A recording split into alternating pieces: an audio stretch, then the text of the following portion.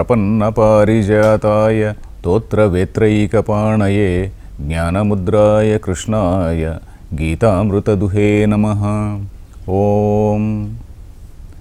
Dear friends, we are seeing BhagavadGeetha chapter 16 and we are almost coming to the end of this chapter.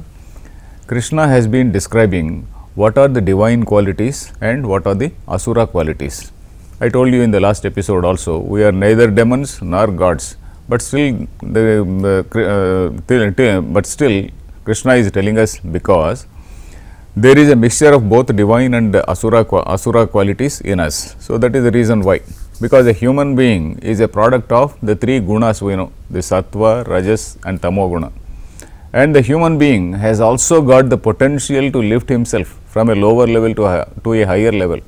He has got a chance, he has got an opportunity to elevate himself, he has got an opportunity for self-purification.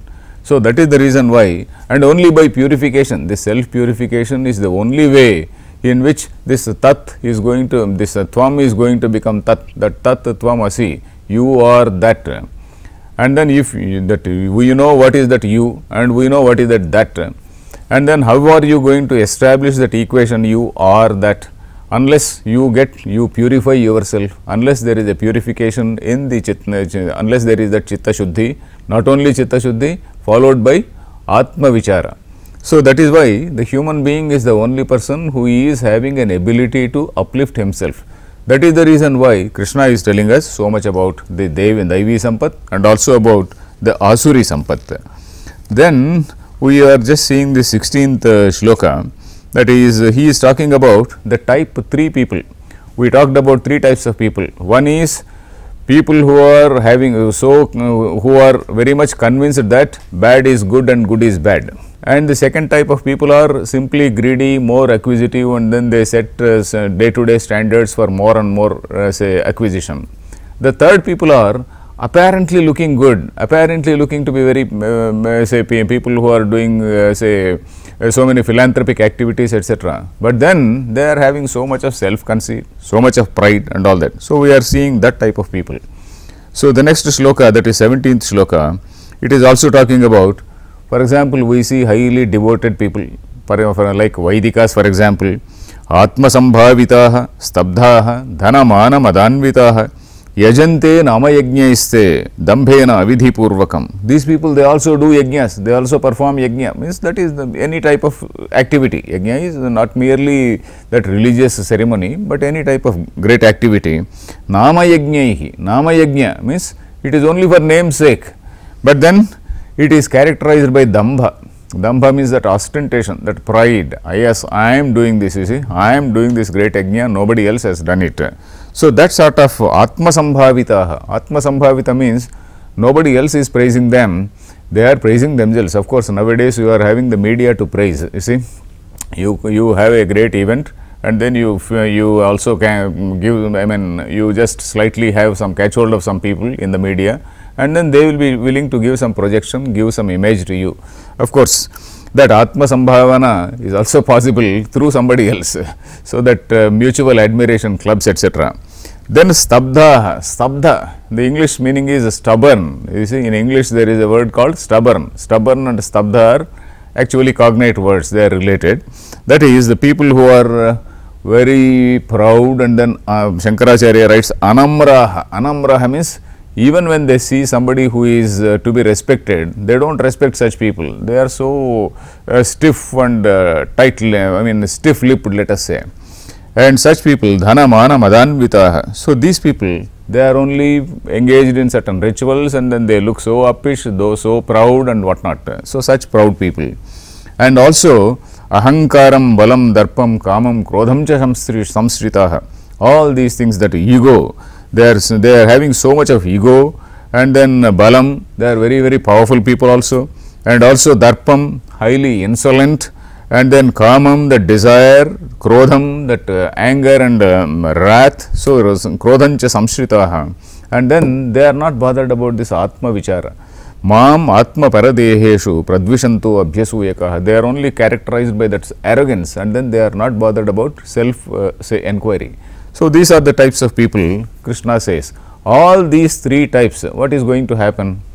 So, tanaham dvishatah kruran samsareshu naradhaman Shipam yajasram ashubhan asurishveva yonishu. And such people, you see, there in our system, we have the concept of God or Ishvara as we call it. Ishvara again, it does not mean Ishvara and Parvati. When I say Ishvara, it is, I am not referring to Ishvara who is the husband of Parvati. In any Vedanta class, whenever you are sitting in a Vedanta class with any Vedanta teacher, Ishvara does not mean Ishvara who is the husband of Parvati. Ishvara means the Lord of this, of this universe, the creator, let us say. The concept of Ishvara is that Ishvara is the karma phala data. That is, whatever action you do, there is a sort of, there is a result for that. It is somewhat like Newton's law. There is an action and there is a result. There is an action and there is a result. So, that is the reason why we accept this karma siddhanta. I have told about this karma siddhanta several times. Why, not only we, I told you the almost half of the humanity or more than half of humanity, all the Eastern, all the Asian countries, we do accept this karma siddhanta in some way or the other.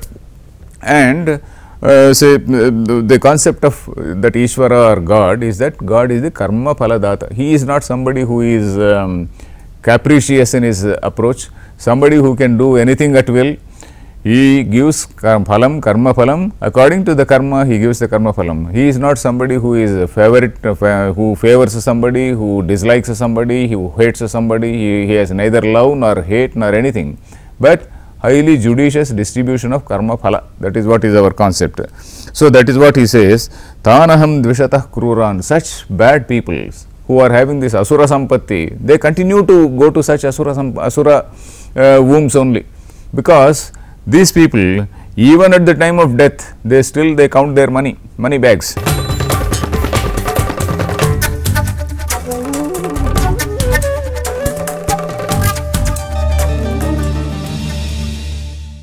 Pralayantam upashritah, till their death they are counting their stocks and shares and money bags. So, such people, they go to such next birth, they catch hold of some such wombs only.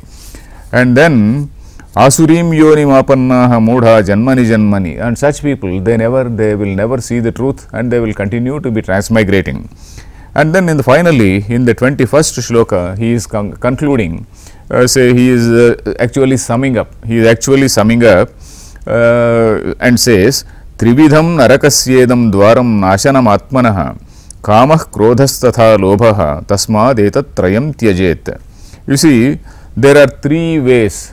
There are three doors for Narakam. Narakam means hell. Okay, I will not explain what is that hell and what not, the concept of hell and all that in Puranas. There is a concept of hell. Naraka in philosophy or in Vedanta, we can say Naraka is something which is leading to misery. A person is alive here only on this earth, but then he is so miserable. He need not go to any other Narakam. He need not go to any other place called hell, where there are certain hell fires and what not. There is no need for whiplashing. Here itself he is getting some whiplashing by way of some abuses from some people. So, there are people here itself who are say suffering Narakam. Here itself there are some people who are in heaven. So, Narakam, Trividham narakasyedam dwaram nashanam atmanaha means they are actually destroying their own Atma. That means, by not finding about their own self, by not knowing about, by not doing this Atma Vichara, by not understanding their own nature, they are actually losing their Atma, and then they are following what Kamaha, Krodha, Tatha, Lobha. These three are said to be the doors. One is Kama, that is desire, Krodha is anger or arrogance and what not, Tatha, Lobha. In fact, I told you in the last episode, I told one story about Prajapati telling gods understood it, gods understood it as, that is divines and beings, the devas, let us say, they understood it as Damyata, self-control, that is control your sensual pleasures. What is that? That is Kama. Then Asuras, Krodha, that is Dayadvam, you are very cruel, you be rather kind to people. and datta, that is for the human beings, you give, donate. So, these three are kama, krodha and lobha. So, that is these three only are say actually mentioned in that Brihadaranyaka Upanishad, in that story also, kama, krodha, lobha, in the form of gods, demons and humans. Tatha lobha tasmad etatrayam tyajet. You have to overcome these three. So, that is what he says. Etair vimuktah kaunteya tamodvarais tribhirnaraha. These three doors, you please avoid these three doors for darkness. Tamodvaraihi. They are doors towards darkness. And then you have to avoid those things. And then if you avoid those things, then a person, he will uplift himself, and then you will do good to himself. Acharati atmana shreya tato yati param gatim. By avoiding these three doors called kama, krodha and lobha, a person will attain eminence. That means he will be on the right path, and then at some point of time some wisdom will dawn on him. So, that is the hope. And then finally he says, this is the last but one shloka. He says, Yash shastra vidhimutsrujya vartate kamakaratah nasa siddhimavapnoti na sukham na param gatim. So, he is now talking about what is called shastram. So, you have to follow what is called shastram, he says. What exactly is it? Shastra is something which tells what has to be done and what not to be done. So, yeah, the person who sets aside what is called shastram and then behaves as he wants, vartate kamakaratah, as he wants. Kamakaratah means as he likes. Nasa siddhimavapnoti. Such a person will never attain chitta shuddhi. Siddhi here, the meaning is chitta shuddhi, that purity of mind. Na sukham na param gatim. He is not happy either here, nor will he attain any higher world. So, what is this shastram here? Shastram, generally, the word shastra refers to, we can say, let us say Veda, and also the secondary writings which follow the teachings of the Veda. You see, Vedas are called the primary texts, and there are various things which are mentioned. For example, I told you just now, Satyanna pramaditavyam, Satyam vada, Dharmanchara, Swadhyayan ma pramada. There are so many things like that which are told in Vedas in several places. So, that gives a code of conduct. And following the Veda, there are some other texts. For example, Mahabharatam itself is there, and Ramayanam is there. Ramayanam is called an itihasa. Bharata is called an itihasa. Itihasa means iti ha asa. The word is split into three. Iti means thus, ha it is said, asa means it was. It seems it was like this. That is, it is something to do with a sort of historical story. What we find in Mahabharata is a sort of historical story, slightly glorified. What we see in Ramayana is also a historical story, slightly glorified. So, itihasa is designed to tell us certain framework of dharma, certain framework of what is right and what is wrong. There is a person who is demonstrating what is the righteous behavior. For example, in Mahabharata, people say Mahabharata analyzes the artha purushartha. You see, we know that there are four purusharthas: dharma, artha, kama and moksha. Artha means wealth, property, acquisition. So, this Mahabharata is something which is analyzing that artha purushartha, and Ramayana is one text which is analyzing the kama purushartha. There are so many characters. There are so many characters who have who are involved in this kama. Some overcome this kama, and then this kama purushartha, of course, Ravana himself is he is a victim of that kama purushartha. These books like itihasas, they demonstrate, they portray an ideal character. One may be somebody like Dharmaraja, another person is Lord Rama in Ramayana. So, these two characters, they portray what is dharma.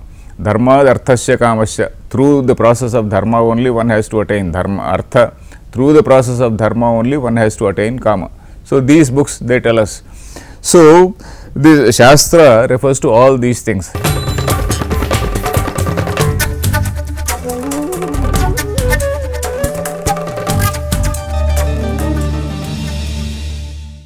Shastra refers to Veda, Shastra refers to this what is called itihasa, and they are called the Smriti Granthas. Itihasa, Smriti is what is told elsewhere, you are recalling. you are remembering. Smriti, you know, Smriti means memory. What is memory here? Memory is not used in that simple sense of memory. What has been told in the Shruti is again recaptured. It is recalled, recaptured in these books. So that is why they are called Smritis. Puranas are also called Smritis. So here, and then what is told in these Smriti Granthas, it is not something which is say just you do this, you have to do this, you have to do that, not something in a quixotic manner. It is only after observing the human nature, it is by a careful, long observation of human nature, what is possible for a human being and what is not possible for a human being, and then it is a distilled wisdom of over a period of time. It is not as though one man has suddenly given out these rules. It is not like that. This is a sort of a wisdom, a collective wisdom of large number of sages over a period of time. So, these Dharma Shastras, they were not compiled on one day. We have got so many Dharma Shastras compiled over a period of time. So, that is what we have to see. So, here he says, yes, Shastra vidhim utsrujya vartate kamakaratah. So, you have to follow that spiritual, you have to follow the Shastra, and only through Shastra a person will attain that spiritual discipline. And the spiritual discipline, again I have told you earlier, spiritual discipline may not be needed for the study of physics or chemistry or some other science, but spiritual discipline is very much necessary for Adhyatma Shastra. Adhyatma itself means one's own self. Spiritual discipline is about one's own self, and it is only when this one's own self is purified, then only he is attaining that what is called liberation, or he is attaining that particular state called moksha. So, that is what we see in Vedanta. So, the last shloka of this chapter says, Tasmat Shastram Pramanam Te Karya Karya Vyavasthitau Jnatva Shastra Vidhanoktam Karma Kartumiharhasi. So, therefore, Shastram is something which has to be followed by you. Shastram Pramanam Te. Pramana means say it is a means. Pramana means a particular means for attaining knowledge. You see, my eye is a pramanam to know what is in front of me. My ear is a pramanam, that is a means to know what is happening. I listen to something, what is being told outside. So, like that, pramanam is a sort of a means to know something. Shastram pramanam te karya karya vyavasthito. In order to know what has to be done and what should not be done, for all that Shastram is pramanam. So, like that you follow this Shastra. So, that is what he says. So, that is how this 16th Adhyaya comes to an end. Now, we come to the 17th Adhyaya, which is called Shraddha Traya Vibhaga Yoga. Shraddha Traya, the threefold Shraddha. You see how this 16th shloka 16th chapter has come to an end. In the 16th chapter, Krishna was saying there is what is called Shastra. You please follow Shastra. If you follow Shastra, your mind will be purified and you will go to the higher level. Then Arjuna naturally has a doubt, like any of us. You see, I don't know Shastra. For example, I do not know Sanskrit. I have not studied Veda. I have not studied Ramayana or any Itihasa or anything. In fact, I do not even belong to this country. I belong to some America or Africa or some such place. So, am I eligible for moksha? So, the question will be, say somebody who is not at all knowing Shastra, somebody who is say for example, is this Shastram available only for Brahmins, or is this moksha available only for Brahmins, or is this moksha available for say somebody who has not studied Shastra? So, all these questions will arise. So, Krishna says, yes, it is available for anybody, moksha is available for anybody who has Shraddha. You need not know Shastra, because Shastra is something which cannot be studied by everybody. Shastra can be studied by those who are in a particular system, in a particular tradition, in a particular place. People who are there in Africa, does it mean that a person who is in Africa and then who is doing some Atma Vichara, he will not attain this enlightenment? He will certainly. I was telling about earlier, in fact, I was telling about a person, an African actually, who is right now staying in Britain. His name is Mooji, M-O-O-J-I, Mooji. So, this man, he stayed in say Ramana Maharshi's ashram for about 12 years. and then he was a student there, and then he was a great, very sincere disciple, and then he is now doing all these pravachans, and then he also does this guided meditation. Suppose you go to the YouTube and type guided meditation by Mooji, M-O-O-J-I.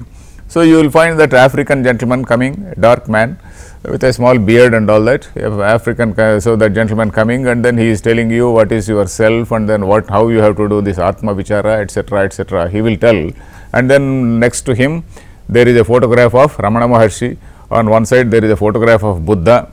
So, Buddha on one side and Ramana Maharshi on one side, and he is giving what exactly our Gita says, what exactly our Upanishad says, he tells. So, he is an enlightened fellow. So, like that, an African can be enlightened, somebody, an Aborigine man somewhere from Australia can be enlightened. So, anybody can be enlightened. So, Gita says, Manushya matrasya moksha adhikaraha. So, this enlightenment is something which is the right, the birthright of everybody. Like somebody said, so this say independence is our birthright or something like that, there is a slogan. So, like that, enlightenment is our birthright. So, that is what Shastra says. So, that is what we are going to see in the next Adhyaya. So, in the next Adhyaya, the very first doubt is by Arjuna. Ye Shastra vidhim utsrujya yajante shraddhayanvitaha tesham nishtatu ka Krishna sattvam aho rajastamaha. So, the people, ordinary people, you say, he is talking about ordinary people who are not learned, the people who do not know Shastra, who have not studied Sanskrit, for example. So, these people, Shastra vidhim utsrujya, utsrujya means having set aside, yajante shraddhayanvitaha, but then they are doing some good works with all devotion. They are sincere, simple people who are doing some good work. Tesham nishtatu ka Krishna. What about their position? What is their status? You see, Shraddha is something. In fact, in Bhagavatam there is a small story, not exactly story, there is a sort of allegorical description of this Shraddha. Shraddha, the words like Shraddha, Daya, say all these things, they are in feminine gender, and words like Dharma, Dharmaha is Dharma Devata, it is in masculine gender. This Shraddha, Daya, Ahimsa, all these things, they are in feminine gender, they are compared to wives of Dharma, they are said to be the wives of Dharma. So, in Mahabhagavatam you see creates so many stories, there is a character called Dharma, and then there is somebody, some Prajapati whose daughters are say Ahimsa, Lajja, then Daya and all these people. So, he gives all these people in marriage to this person called Dharma. So, this Dharma as husband and this Shraddha as wife, and then they have a son called Shubha. Shubha means all welfare, all good. You are Dharma, you are following Dharma, you are also having Shraddha, everything will be good for you. Similarly, Shraddha and this Dharma and Daya, a person who is a dharmic person, whose wife is Daya, their child, his name is what is called Abhaya. Abhaya means fearless.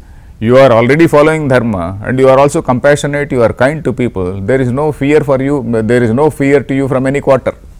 So, like that, in Bhagavatam, the fourth skanda, Bhagavatam fourth skanda, very beginning of fourth skanda, this particular allegorical tale comes. It is a very interesting tale. I think you can read that, say before we will take up the next episode. We will continue in the next episode. Harihi Om Tat Sat.